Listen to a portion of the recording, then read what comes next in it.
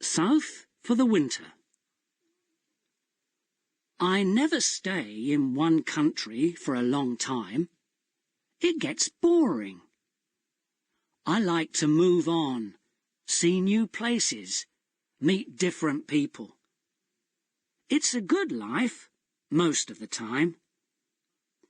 When I need money, I get a job. I can do most things. Hotel and restaurant work, building work, picking fruit. In Europe, you can pick fruit most of the year. You need to be in the right country at the right time, of course. It's not easy work, but the money's not bad. I like to go south in the winter. Life is easier in the sun, and Northern Europe can get very cold in the winter. Last year, 1989 it was, I was in Venice for October. I did some work in a hotel for 3 weeks. Then I began slowly to move south. I always go by train when I can. I like trains. You can walk about on a train, and you meet a lot of people. I left Venice and went on to Trieste. There, I got a cheap ticket for the slow train to Sofia, in Bulgaria. This train goes all down through Yugoslavia and takes a long time, a day and a half, but that didn't matter to me. The train left Trieste at 9 o'clock on a Thursday morning. There weren't many people on it at first, but at Zagreb more people got on. 2 girls went along the corridor, past my carriage. They looked through the door, but they didn't come in. Then an old woman came in, sat down, and went to sleep. The 2 girls came back along the corridor and looked into the carriage again. The train left Zagreb, and I looked out of the window for about 10 minutes. Then I went to sleep too. When I opened my eyes again, the 2 girls were in the carriage. They looked friendly, so I said, "Hello." "Hi," they said. "You're American," I said. "Or Canadian, right?" "American," the taller girl said. She smiled. "And you're 23? Your name's Tom Walsh? You've got blue eyes? And your mum lives in Burnham-on-Sea, UK, right?" "How did you know all that?" I asked. The second girl laughed. "She looked at your passport. It's in your coat pocket." "Oh, right." My coat was on the seat next to me. I took my passport out of my pocket and put it back in my bag. "Who are you, then?" I asked. They told me. Melanie and Carol from Los Angeles, USA. They liked Europe, they said. They knew a lot of places. Britain, Holland, Denmark, Germany, France, Spain, Italy, Yugoslavia, Bulgaria, Greece.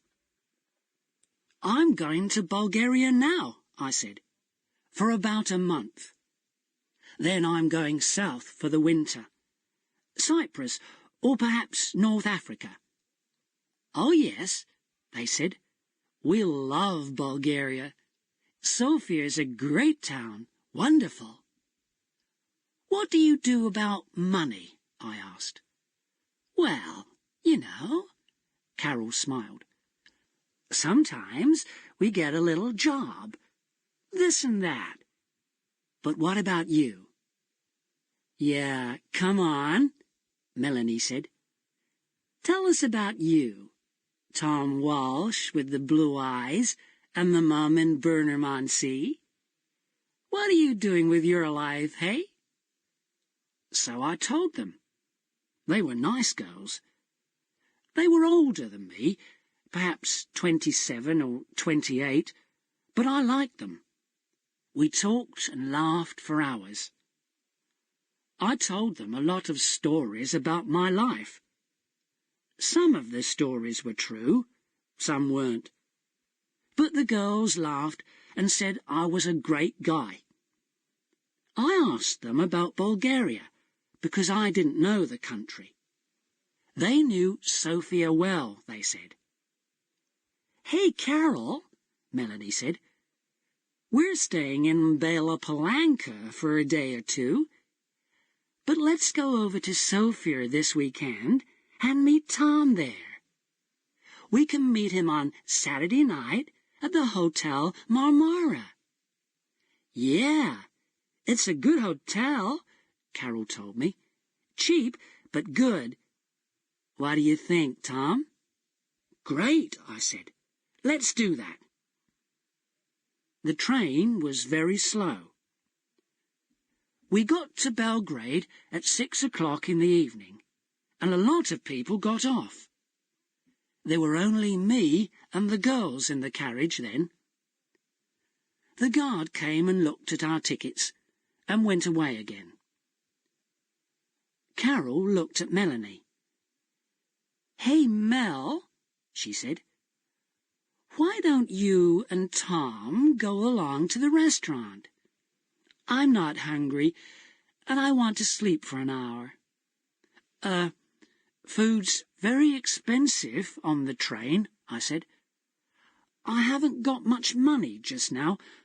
I'm going to get a job in Sofia." "Oh, Tom," Melanie said, "why didn't you tell us? Look, you're a nice guy, right? We're okay for money this week. We can buy you a meal." "Of course we can," Carol said. "And look, in Sofia, we can take you to the best restaurant in town. It's a great place. We love it." What could I say? I was hungry. They had money. I didn't. So Melanie and I went to the restaurant and had a meal. When we came back, Carol was still alone in the carriage. Melanie put her feet on the seat and went to sleep. At Nis, some more people got on the train, and 2 old men came into our carriage. They looked at Melanie's feet on the seat and talked in loud voices. Carol laughed, and Melanie opened her eyes and sat up. "Are we nearly there?" she asked Carol, and looked out of the window. "Yeah, about half an hour, I think." "Why are you getting off at Bela Palanka?" I asked. "What are you going to do there?" Melanie smiled. "Find a cheap hotel, meet people, take a look at the town, you know." "Just for a day or two," Carol said. "But there's nothing there." "Oh, well, you never know," Melanie laughed. "See you in Sofia, right? On Saturday night. The Hotel Marmara, okay? 8 o'clock, Carol said. "Don't forget now." "Okay, great," I said. "See you there." The train came into Bela Palanka and stopped. The 2 girls got off and stood on the platform. They smiled at me through the window. "Saturday, 8 o'clock, Melanie shouted. "Okay," I called. They couldn't hear me because of the noise in the station. They smiled again, picked up their bags, and walked away. Nice girls.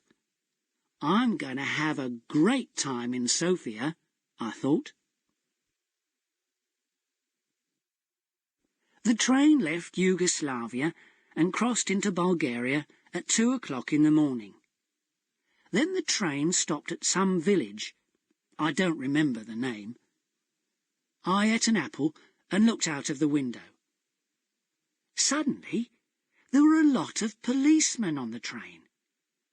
Everybody in the carriage sat up and began to talk. "What's happening?"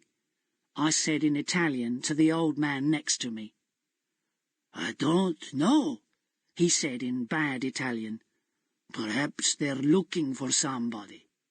Look, the police are taking some people off the train." Then 2 policemen came into our carriage, a tall, thin one and a short, fat one.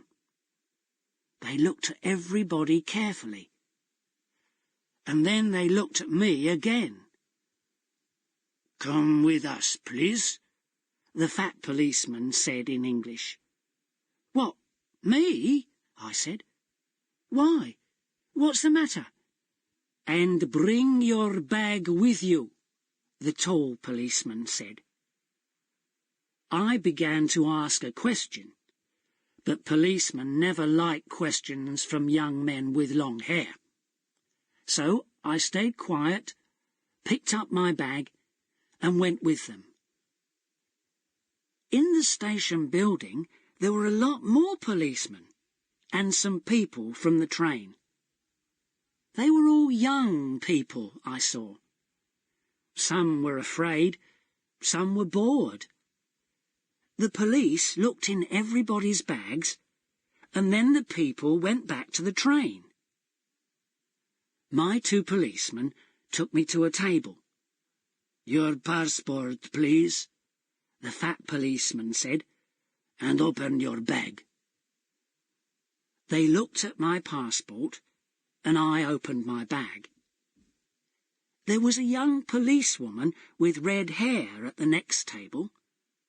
She had a nice face, so I smiled at her, and she smiled back. "Aha!" the tall policeman said suddenly. All my dirty shirts and clothes were out on the table.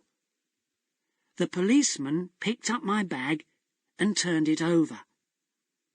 Onto the table, out of my bag, fell packet after packet of US American dollars. Nice new dollars. $50 notes in big packets. A lot of money. My mouth opened and stayed open. I couldn't find my voice. I was suddenly a very interesting person, and a lot of police ran up to our table and stood behind me. 50,000, 100,000, 150,000. There's $200,000 here, the tall policeman said. What an interesting bag, Mr. Tom Walsh. I found my voice again quickly. But it's not my bag, I shouted. There was a big, happy smile on that policeman's face. Well, he said, it's got your name on it, look. So I looked, and of course there was my name, and yes, of course it was my bag. So how did 200,000 US dollars get into my bag? You cannot bring US dollars into this country, the fat policeman said. He had very short grey hair and little black eyes. He didn't smile once. But I didn't bring them, I said quickly. They're not my dollars. I never saw them before in my life, and... There was a lot of noise in the station. I looked out of the window and saw my train. Slowly it began to move. Hey! I shouted. That's my train! The tall policeman laughed. It was a great day for him.